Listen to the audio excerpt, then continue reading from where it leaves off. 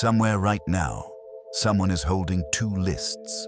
One has the reasons to stay, the other, the reasons to leave. The second one is longer, underlined even.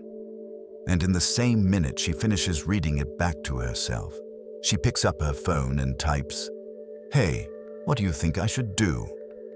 She already knows. She's asking anyway. Ask her why she's checking and she'll say something reasonable. She wants a second opinion. She doesn't want to be impulsive. It's a big decision, and big decisions deserve input. All of that sounds responsible. None of it explains why the list in her hand didn't already settle it. This isn't about one text message. Watch for it, and it's a pattern. Every decision above a certain size, a job, a relationship, whether to say the hard thing out loud, triggers the same reflex. Not a decision, a survey.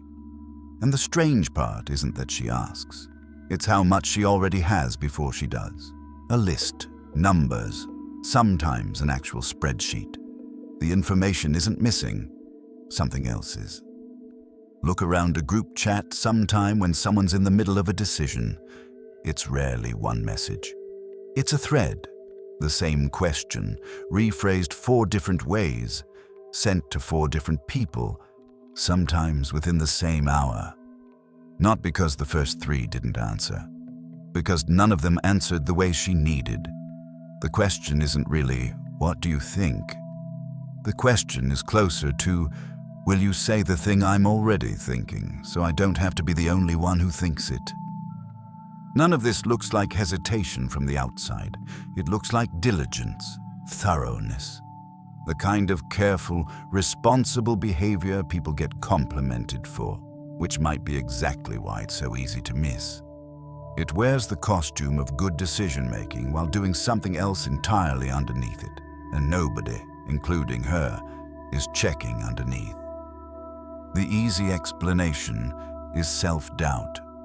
Someone who can't trust her own judgment, so she borrows other people's. Except watch this same person somewhere else. At work, she doesn't poll the office before sending an email. She makes the call and moves on.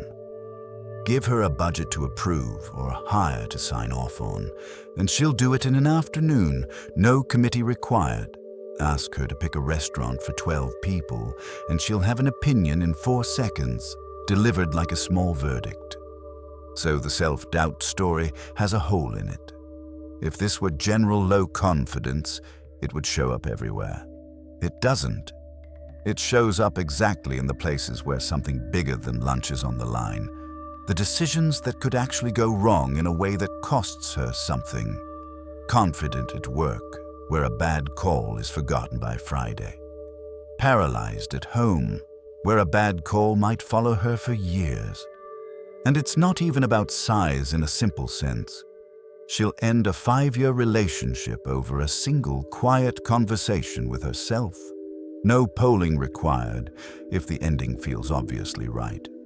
But offer her a choice between 2 apartments that are both fine, both fairly priced, both perfectly reasonable. And suddenly she needs 6 opinions. The common thread isn't the stakes. It's the ambiguity. The moment a decision has no clean right answer, something in her stops trusting her own read of it, even though nothing about her judgment has actually changed. That's not a personality trait. That's a pattern with a very specific trigger. Second guess, maybe she's not doubting herself. Maybe she genuinely wants better information. More brains, better answer. That's not an unreasonable theory. 2 heads and all that. Except she's not actually weighing the answers. When a friend tells her exactly what she doesn't want to hear, stay, don't take the risk. She doesn't argue with it. She doesn't even engage with it. She just asks someone else.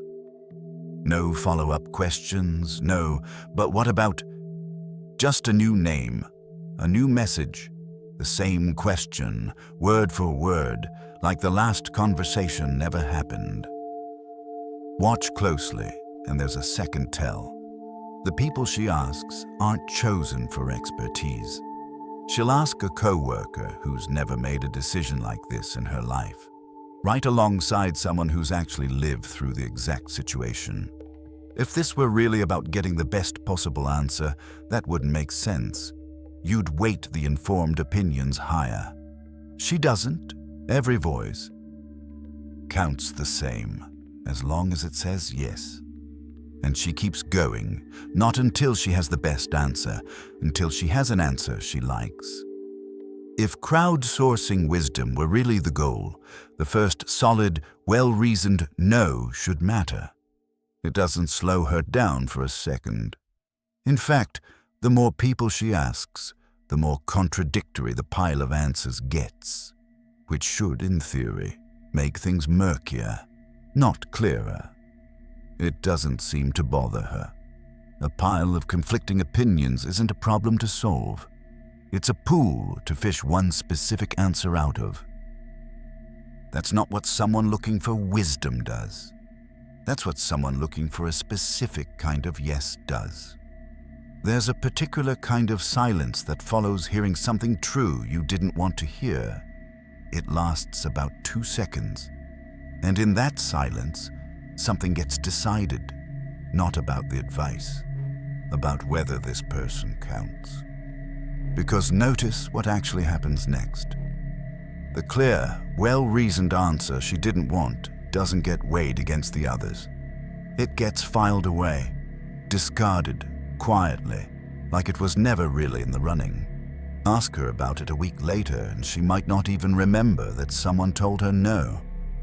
There's usually a small tell in the moment itself if you're watching for it. A pause before she replies. Yeah, maybe. That doesn't mean, yeah, maybe. It means the conversation is over. This person has been quietly reclassified as someone whose opinion doesn't count toward the final tally, and the search continues elsewhere. It shows up in group settings too, if you know where to look. Someone poses a question to a room, gets 4 thoughtful answers, and visibly relaxes at the 5th, the one that happened to agree with what they walked in already thinking. Everyone in the room assumes the conversation was a genuine deliberation. It wasn't. It was a search with one acceptable result, running in the background the entire time, disguised as an open question. Which means whatever she's collecting votes for, it was never a majority she needed. It was one particular voice, saying one particular thing. Everyone else is just noise on the way to it. Here's where it gets less about her and more about a much older piece of math. Economists studying decisions made under uncertainty noticed something back in the early 1980s. When people choose between 2 options, they're not only weighing the outcome they'll get, they're weighing something else too, the outcome they'd feel if they picked wrong, and later found out the other choice would have gone better. 2 British economists, Graham Loomes and Robert Sugden, gave that feeling a name in a 1982 paper. Regret. Not as a mood, as a cost, factored into the decision before it's even made. Think about how differently it feels to lose money on a stock you picked yourself versus one a friend talked you into.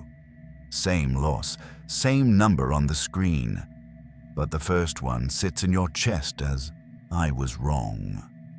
The second sits as, we were wrong, or even, he was wrong, and I trusted him. The outcome didn't change. Who gets to carry it did. That's the whole mechanism in miniature. Not the size of the loss, but the number of names attached to the decision that produced it, which reframes the phone in her hand. Asking one more person before deciding isn't really about the decision anymore. It's about who's standing next to her if it goes wrong. If 4 people weigh in and it still falls apart, it was never just her call. Nobody sat down and did this math on purpose. But the behavior runs exactly like someone who did, spreading a bet across enough names that no single one of them can be blamed for the outcome, including her. Take someone we'll call Maya. Mid-30s, 6 years at a company that pays well and asks little of her. An offer comes in, a smaller company. Real ownership over the work, a pay cut for the first year, her own product line. Not someone else's roadmap to execute. She makes a spreadsheet. Pros, cons, numbers. By the second night, the spreadsheet says leave. So she texts her closest friend, then her mother, then a former colleague who took a similar leap 2 years earlier. Then, almost as an afterthought, the therapist she sees once a month. Her mother's answer comes back fast, and it's blunt. Bad time to take a risk like this. The market's uncertain. Stay where it's safe. It's not a stupid answer. It's not even wrong, necessarily. Her mother has watched people gamble on smaller companies and lose. Maya reads it twice. Then, without responding to a single point in it, she opens a new message to someone else. This happens 3 more times. Not because the next 3 people are smarter, because none of them yet have said the thing she already decided. Her closest friend says something non-committal, careful, clearly trying not to be the deciding vote. And Maya, without quite admitting it to herself, is a little disappointed that the friend didn't just say yes. The therapist's answer is the odd one out. She doesn't say stay or go.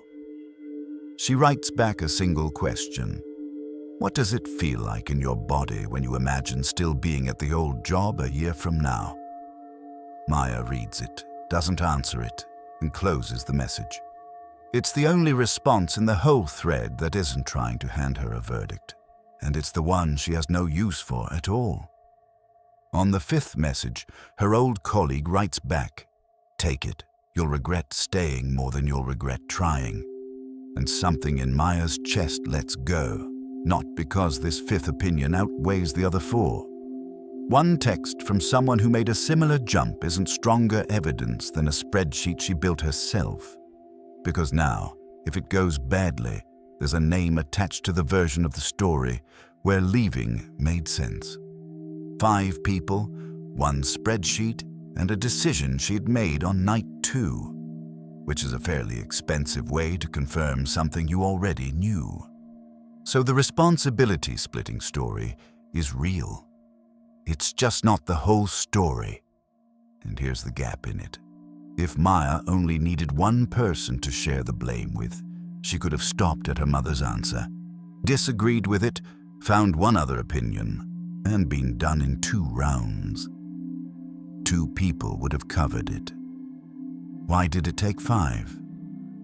Because dividing responsibility for the future wasn't actually the thing she was avoiding. Saying the sentence out loud was, "Watch what happens the second that 5th message lands." Maya doesn't read it and think, "Now I'm confident this is the right choice."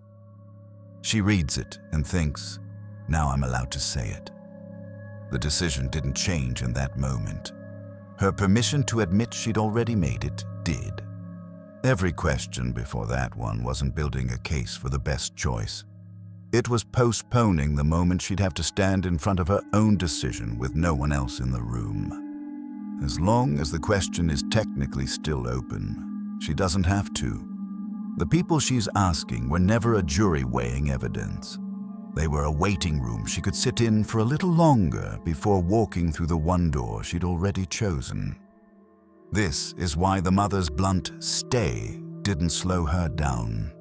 A good argument was never going to end the search. Only permission could, and permission isn't something you can talk yourself into. It has to come from outside, or it doesn't count. It's also why the therapist's question went unanswered. She wasn't being asked to decide, only to notice what she already felt. The one thing the whole search was built to avoid. The spreadsheet was information. The 5th message was a witness. So here's what do you think I should do is actually doing. It's not a request for information, And it's not only insurance against a bad outcome later, though that part is real too. Underneath both of those, it's a way to postpone one specific moment, the one where you say out loud, alone, what you already know you want. Every question is a small, socially acceptable way of not getting there yet. The first cost is the obvious one. Every extra round of asking doesn't move you closer to the decision. It delays the point where you can actually start acting on the one you already made. Maya spent 4 extra days collecting opinions she wasn't going to use. 4 days the new company was waiting on an answer. 4 days is nothing. Do this every time a decision matters, for years, and it adds up to something closer to a personality. Thoughtful, people will call it, which is a kind way of saying she takes a long time to admit what she already thinks. The second cost is quieter, and it's the one that compounds. People notice the pattern before you do. Not that you're careful, that you don't trust your own read on your own life. And slowly, they start hesitating too, before they answer you. Because some part of them can feel that whatever they say isn't really going to be the thing that decides it. They stop offering strong opinions. They start hedging back at you, matching your caution with their own, because nobody wants to be the fourth vote that gets quietly discarded.